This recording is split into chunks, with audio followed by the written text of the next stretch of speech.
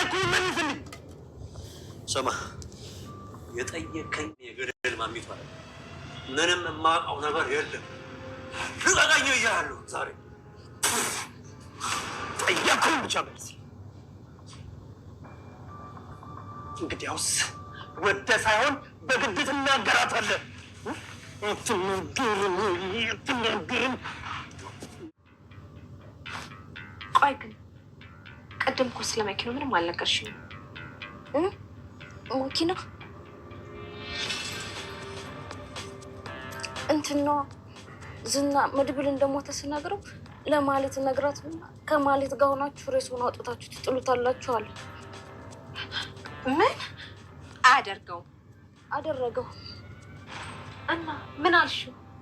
የሆነ ሰው ልኮ ሬሳውን ካላስወገደ ወደ ሆስፒታል እንደምወስደውና ለፖሊስ እንደማመለክት ሲነግረው ፈርቶ የራሱን ሰዎች ልኮ በመኪና ይዘው ወጡ። በጣም ጀግና ሆነሻል እባክሽ። ወይ ግን ይሄ ሀሳብ እንዴት መጣልሽ? መድብል ነግሮኝ። መድብል አላልኩም። የሞተ ሰው ስም 10 አትጥሪ። ምን እንዳይሆን ብለሽ ነው? የሞተ ሰው እኮ ልብ አይደነግጥም።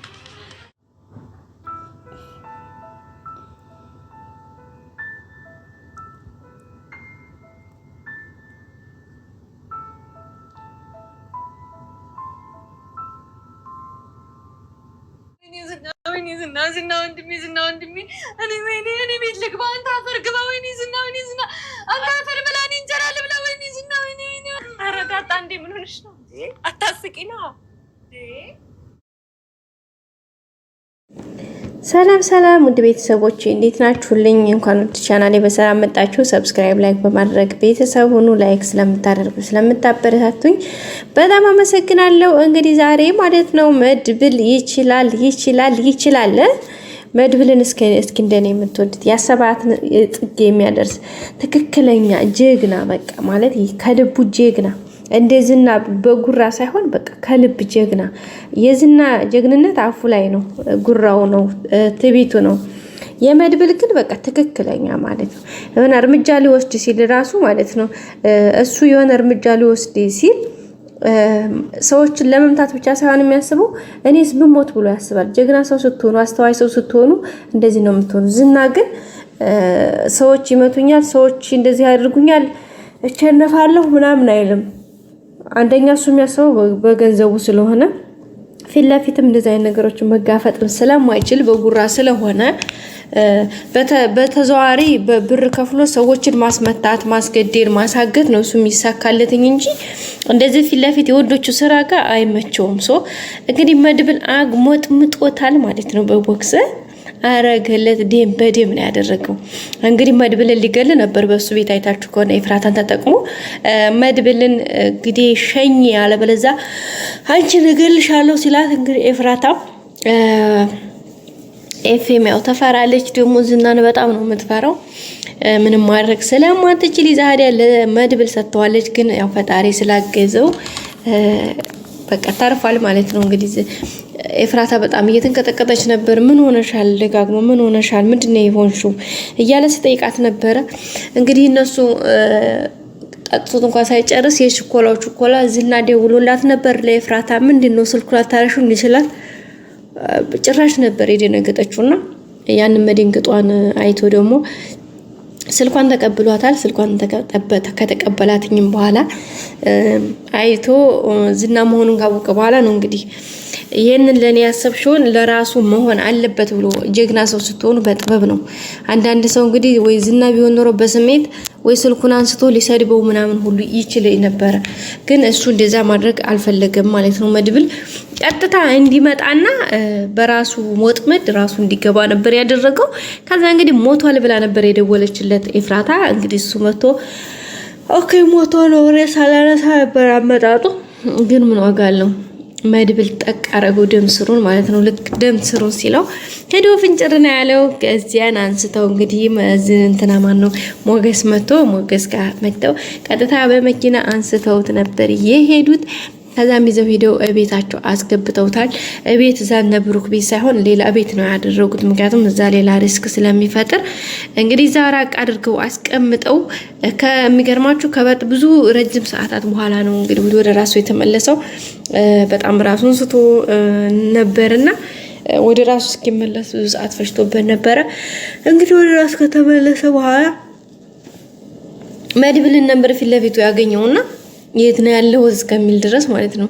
ከዛ እንግዲህ ክትገረፍ ታወራዋለህ የት ነው ብሩክን የት ነው ያረጋችሁት እያለ እንግዲህ መድብል እየደበደበው ይገኛል። ዝናም እንግዲህ ለጊዜው እየተፍረጨረጨ ነው ማለት አልናገርም እኔ አላወራም አይነት ነገር ደፋ ቀና እያለ ይገኛል። ግን እስከመቼ የሚለው እሱ ነገር ትንሽ አሳሳቢ ይሆናል። ምክንያቱም መናገሩ የማይቀር ነው ብዬ ነው የማስበው። ምክንያቱም መድብል ካልሆነ በቃ ሊገለው ሁሉ ይችላል። ስለዚህ ነገሮች እንደመረረ ካየ ይናገራል ብዬ ተስፋ አደርጋለሁ። ደግሞ ይፈራል። በቃ መድብል እንደማይምረው አይቶታል። ከአንዴ ሁለቴ ሶስቴ በምንጭልጭ ነው ያመለጠው። በባለፈው በተለይ በሽጉጥ ሊተኩስበት ምናምን ብሎ በቃ ለትንሽ ነው ያመለጠው።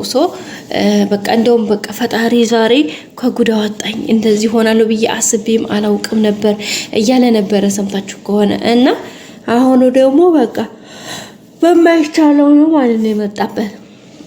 እንግዲህ አሁን ጉሮሮውን አንቆ ይዞታል። እንግዲህ በጥፊ በርግጫ እያለው ነው። ከዛ በተዘዋዋሪ እንግዲህ በአንገቱ ነው እዚህ ጋር እንቀርብ ያዘው። አሁን ምናልባት ሞገስና ዳጣ ይደርሱሉ። ከዛ ሞገስ ተው አትግደለው ምናምን ብሎ ሊያስለቅቀው ይችላል። ከዛ በኋላ እንግዲህ እንደሚናገር የሆነ ሂንት እንደሚሰጥ ተስፋ እናደርጋለን። እናንተስ ምን ታስባላችሁ ጋይስ? አለዛ እንደዛ ካላደረገ እነሱ መሆኑም ሌላ ልፋት ነው የሚሆንባቸው። ደግሞ እነ መድብል ችግራቸው ምንድነው? ስልኩን ዘግተው ነው ቁጭ ያደረጉት እንጂ በስልኩ ሰዎችን እነዛን የሚደውሉልትን ሰዎች ለማዋራት አልሞከሩም። ሲቀጥል እሱ ስልኩ ደግሞ በእርግጥ ቢከፍቱት በስልካቸው አድሬስ ወይም በሎኬሽናቸው ሊመጡባቸው ስለሚችሉ ነው እንግዲህ ስልኩን የዝናን ስልክ ያጠፉት ያለው። ለዛም ነው እንግዲህ ነገሮች ትንሽ እንትን ያሉት። ሌላው ሉላ በጣም ደስተኛ ነኝ ዛሬ ከሚባለው በላይ ማለት ነው። ከስንት ጊዜ በኋላ ዝና እጃቸው ሲገባ እንግዲህ በጣም ደስ ፈነጠቀች ከሚባለው በላይ ከዚህ በላይ ደስታ የለም በነገራችን ላይ። ምክንያቱም ከብዙ መከራ ከብዙ ስቃይ በኋላ ነው ዛሬ ይችን እለት እንዴት እንደናፈቀቻት እንደነበረ ሁላችንም የምናውቀው ነው። በዛም እንግዲህ እንደፈለገች እየፈነጠዘች እንደፈለገች እየዘለለች ትገኛለች ማለት ነው። እንትና ሞገስ ጋም አብረው በቃ ዛሬማ እስኪ ትንሽ ልሮጥ እያለች ነበረ ብርቅ ሆኖባት ማለት ነው። አሬ ምን ትንሽ እንደፈለግሽ ሩጭ ዛሬማ ማንከልካ ያለብሽ አብሽሪ እያላት ነው። እሷም እንግዲህ እየፈረጠጠች እየዘለለች ትገኛለች። ውድ ቤተሰቦቻችን ሞገስም በጣም ነፃነት ነው የተሰማው። ዝናን እንግዲህ ወድቆ ሲያየው ሞገስ በጣም ነው የተገረመው። እንደዚህ ይቻላል እንዴ ይሄም አለ እንዴ ብሎ እንግዲህ በጣም ከሚባለው በላይ ነው የተደሰተው። ሌላ ዳጣ እንግዲህ አሁን ፊት ለፊት እስከመታየው ድረስ ቸኩላለች።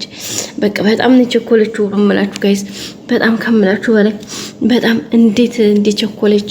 በቃ ያኔ ደግሞ አንዳንዴም ትፈራለች። አረ ያ ሰውዬ እኔ እንዴት ነው በቃ በእንደዚህ እጅና እግሩ ቢታሰር ራሱ ባፉ እንደዚህ አርጎ የሚነክሰኝ ነው የሚመስለኝ እንደጉማር እያለች ነበርና ዝናን በጣም ነው የምትፈራው ዳጣ ጭምር። ሁሉም ሰው ነው በርግጥ የሚፈራው፣ ምክንያቱም ጭካኔው ማለት ነው የሚያስፈራው። ሌላ ጀግንነቱ ምናምን ሳይሆን ጭካኔው ዝም ብሎ በቃ አሳልፎ ነው ለሰው የሚሰጣችሁና ከገንዘብ ውጪ ሌላ እሱ ምንም አይነት ለሰው ምንም አይነት ስብዕና ስለሌለው ለዛ ነው በጣም የሚፈራው ማለት ነው። ሌላ ማለት በጣም ግራ ተጋብታለች።